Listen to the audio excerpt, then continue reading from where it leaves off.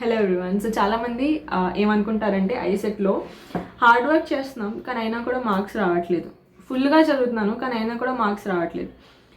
ఒక్క విషయం మీరు గుర్తుపెట్టుకోండి, కొంతమంది ఏమనుకుంటారంటే ఫుల్ సిలబస్ కంప్లీట్ చేస్తే మనకి మంచి మార్క్స్ వచ్చేస్తాయి, మనం ఈ టాపిక్ కూడా చదవాలి, ఈ టాపిక్ కూడా చదవాలి, అన్నీ చదవాలి, అన్నీ చదివితే మనం సేఫ్, మనకి అన్ని టాపిక్స్ వచ్చు, మనం ఏదైనా కూడా క్వశ్చన్లో అటెంప్ట్ చేయొచ్చు క్వశ్చన్ పేపర్లో అని అనుకుంటారు. కానీ లాస్ట్కి రిజల్ట్ ఏమవుతుందంటే కన్ఫ్యూజ్ అయిపోతారు, ఓవర్లోడ్ ఆఫ్ ఇన్ఫర్మేషన్ అయిపోతుంది. అంటే చాలా టాపిక్స్ ఉన్నాయి మీ మైండ్లో, సో అది ఆ ఫార్ములాస్, దాని ఫార్ములాస్, ఈ మెథడ్, ఆ మెథడ్ అన్నీ మిక్స్ అయిపోతాయి.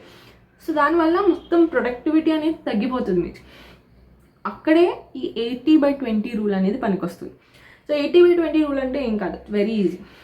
20% of your syllabus gives you 80% of your marks. So ఇది ఎలా అంటే, ఫస్ట్ ఆఫ్ ఆల్ మీకు తెలుసు కొన్ని టాపిక్స్ అనేవి పక్కా షార్ట్గా వస్తాయి, ఎక్కువ కూడా వస్తాయి. సో ఆ టాపిక్స్ మీద ఎఫర్ట్స్ పెడితే మీరు ఆల్రెడీ మీకు 50% మార్క్స్ వచ్చేస్తాయి.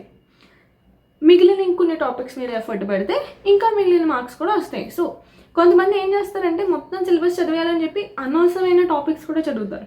అనవసరమైన టాపిక్స్ మీద 2-3 డేస్ వేస్ట్ చేస్తారు వాళ్ళు. అది టఫ్ వస్తుంది, కానీ లాస్ట్కి ఎగ్జామ్లో వచ్చింది 1 or 2 క్వశ్చన్స్ మాత్రమే దాని మీద.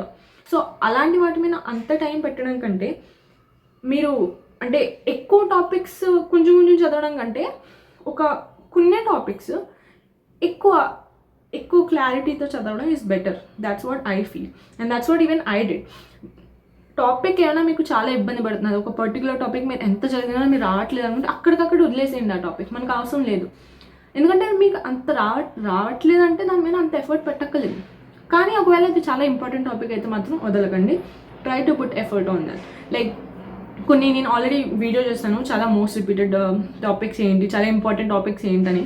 సో కావాలంటే మీరు ఆ వీడియో చూడొచ్చు. సో ఆ టాపిక్స్ అన్ని కవర్ చేస్తే ఈజీగా మీకు మంచి మార్క్స్, మంచి ర్యాంక్ అయితే వస్తుంది. సో ఈ 80/20 రూల్ ఫాలో అయితే దాట్స్ మచ్ బెటర్. ఎందుకంటే కొంతమంది స్టూడెంట్స్ ఏం చేస్తారంటే 20% ఎఫర్ట్ పెట్టే బదులు 80% ఎఫర్ట్ పెడతారు. 80% ఎఫర్ట్ అంతా మొత్తం అనవసరమైన టాపిక్స్ మీద పెడతారు. ఏదైతే ఒక్కొక్క క్వశ్చన్ 2 క్వశ్చన్స్ వస్తాయి అంతే ఆ టాపిక్ నుంచి. సో అలాంటి టాపిక్స్ మీద అంత టైం పెట్టడం కంటే ఎక్కువ క్వశ్చన్స్ వచ్చే టాపిక్స్ ఉన్నాయి చూడండి, ఎక్కువ కనెక్టెడ్ ఉండే టాపిక్స్. ఇప్పుడు పర్సంటేజ్ అనుకోండి, పర్సంటేజ్ అనేది మనకి డేటా ఇంటర్ప్రిటేషన్లో కూడా యూజ్ అవుతుంది.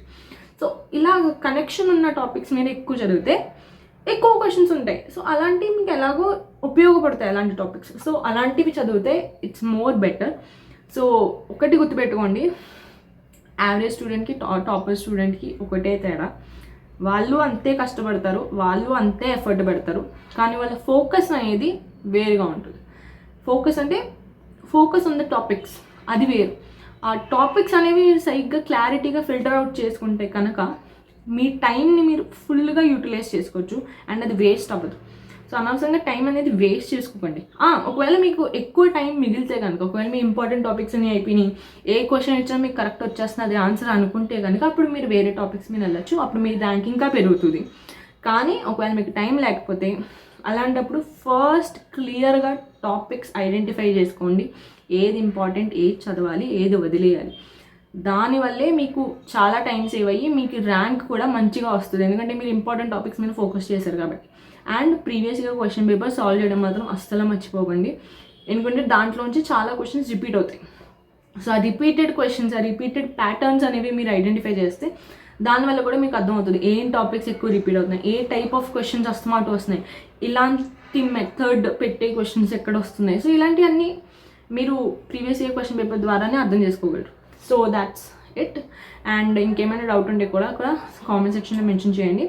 అండ్ హోప్ దిస్ 80/20 రూల్ మీరు కూడా ఫాలో అవుతున్నారని అనుకుంటాను. లేదా ఇప్పటి నుంచి ఫాలో అవ్వడం మొదలెట్టండి, మీ టైం సేవ్ చేసుకోండి. 80% of your marks will come from 20% of your topics. So అదేంటో సరిగ్గా ఐడెంటిఫై చేస్తే మీకే ఈజీ అవుతుంది. అండ్ మీ స్ట్రెంగ్త్ ఏరియాస్ ఏంటి, వీక్నెస్ ఏరియాస్ ఏంటి, ఇవన్నీ కూడా మీరే ప్రాక్టీస్ ద్వారా మీకే అర్థమవుతుంది. So try to focus on your strength areas, ఎందుకంటే అక్కడ నుంచే మీకు మార్క్స్ ఎక్కువ పెరుగుతాయి. And that's it. Thank you.